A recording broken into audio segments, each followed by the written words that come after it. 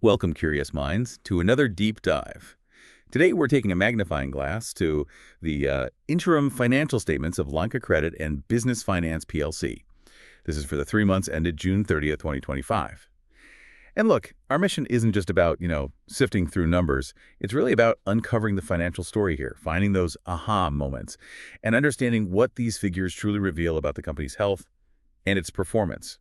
We'll explore how things have shifted since this time last year, 2024, and, well, what really stands out in their financial position now. And you're absolutely right. These interim statements, they're incredibly insightful. They really do provide a vital, quick snapshot of a financial institution's pulse.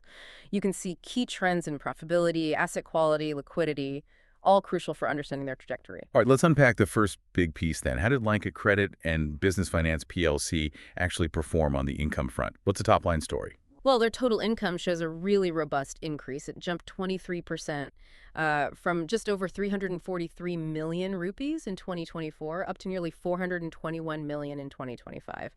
So that's strong top-line growth right there. Suggests, increased business activity. So we had 23% total income. But let's zero in on a really crucial component of that, the interest income. What trends are we seeing there? How significant are they? Yeah, the interest income saw a very significant rise. We're talking 30%, climbed from roughly 309 million rupees in 2024 to over 401 million in 2025. But what's maybe even more impressive is their net interest income. That surged by an astonishing 54%, reached 262 million rupees in 2025 compared to 170 million the year before. Wow, 54% on net interest. Exactly. It indicates they're not just earning more from their core lending, but they're also managing their cost of funds very, very effectively, it seems. That's an incredible acceleration there. So, okay, income is up, net interest income is way up. What about the ultimate bottom line, the profit for the period? The profit for the period is, frankly, remarkable. A staggering 211% increase. It grew from roughly 25 million rupees in 2024 to over 77 million in 2025. 211%. Yes. And this isn't just a big number, right? It tells us the company is far more efficient at converting that increased revenue into real earnings. It really indicates strong operational leverage. Costs aren't rising nearly as fast as income. And naturally, this dramatic jump directly impacted their earnings per share, which rose from, well, just 0.03 rupees to 0.10. Okay, that's a triple-digit leap in profit. Incredible. Now, while income is clearly soaring, what about the costs that, shape that profit? Were they also skyrocketing? Or were they kind of reined in? Well, interestingly, interest expenses remained practically unchanged, like 0% difference. Stayed right around 139 million rupees. And that's a key detail given the strong interest income growth we just discussed. Right. It means they're earning significantly more interest without paying significantly more out. Precisely. We also saw fee and commission income register a solid 31% increase, which, contributes nicely to the non-interest income side. Okay, fee and commission up too. But while most of these numbers are trending up or stable, there's one figure that truly jumps out. A surprising turn on the income statement. Their net other operating income, or expense, it saw a massive decrease, like 83% down. Yes, that one definitely stands out. It dramatically decreased from almost 22 million rupees in 2024 down to just under 4 million in 2025. And this is truly striking because, well, it suggests a major non-core revenue stream, maybe, or perhaps a one-time gain from last year might have vanished or shifted. Yeah. This is a crucial line item to understand for assessing the sustainability of our overall income growth. Non-core income is typically less predictable. So less predictable than the core interest earnings. Exactly. On a more positive note for costs, though, impairment. The charge or reversal decreased substantially. By 65%, it went from over 56 million rupees down to just under 20 million. Okay, so lower provisions needed. It indicates better asset quality or, a reduced need for loan loss provisions, which is excellent news. Overall operating expenses did increase by 15%. That seems primarily driven by a 26% rise in personnel costs. Okay, OPEX up 15%, mostly staff costs. And the biggest eye-opener on the expense side, a number that I imagine really hit their bottom line, despite the profit jump. That would definitely be the astounding. 1,418% increase in taxes on financial services. Lucky 100%. Yes. Rocketing from just over 2 million rupees in 2024 to over 32 million in 2025. This is a critical detail. It signifies a massive increase in their tax burden. Could be due to new regulations, maybe? or their higher profitability pushing them into a significantly higher tax bracket, or even, a one-off tax adjustment. It's really important to understand the root cause here. Absolutely. That kind of jump needs explaining. Okay, let's pivot a bit.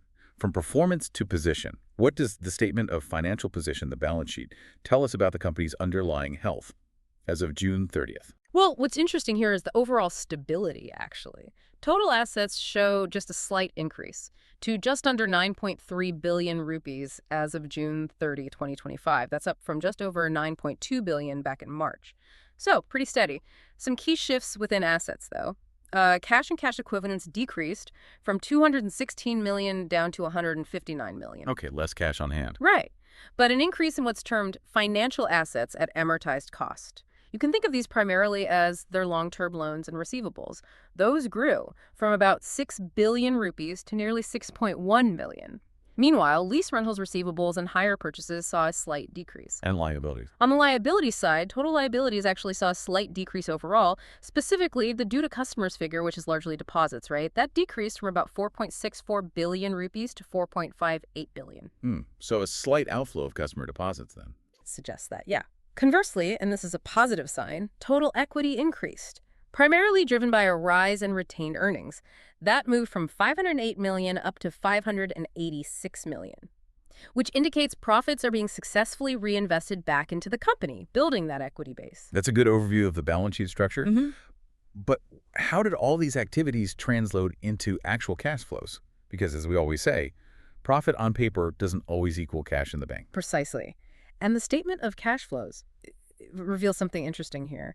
Despite that much higher profit we talked about, net cash from operating activities significantly decreased. It dropped from over 251 million rupees in 2024 down to just under 64 million in 2025. Wow, quite a jump up in operating cash flow. Why? Well, what's fascinating here is how working capital adjustments played a role. Things like the changes in loan receivables and that due to customers figure we just mentioned. For example, the decrease in due to customers. That was a cash outflow in 2025 compared to an inflow in 2024. So it means they had to find cash elsewhere to fund operations or investments. Got it. So working capital swings made a big difference there. What about investing and financing? We also see a notable shift in net cash flows from investing activities. It moved from a positive 197 million in 2024, inflow, to a negative 63 million in 2025, outflow. This negative shift largely reflects increased acquisitions of property, plant, and equipment, and intangible assets, too. Suggests the company is investing in its long-term infrastructure, building things out. Okay, investing more and financing. And for financing activities, there's quite a turnaround, a positive one. It moved from a significant negative minus 359 million rupees in 2024 to a positive 95 million in 2025, primarily due to net proceeds from interest-bearing loans and borrowings. So this shift indicates they're actively raising new debt, likely to support their operations and those investments, especially given the reduced cash from operations and the increased investing activity. Okay, so if we pull all these threads together, the strong profit, the balance sheet shifts, the cash flow dynamics, what does this all mean for the company's overall health and stability? Let's look at the key performance indicators, the KPIs. Right, the KPIs. Well, the capital adequacy ratios remain remarkably strong. Tier 1 is at 36.63% and total capital at 36.61%. Both are well above the minimum requirements. Those are 8.50% and 12.50% respectively. Even though they've slightly decreased from 2024, they're still very high. That's a very solid buffer then. Absolutely. Shows a very well-capitalized institution, critical for a finance company. We also see that significant improvement in profitability ratios we touched on earlier. Return on equity after tax soared from 3.40% up to 9.81%. Huge jump.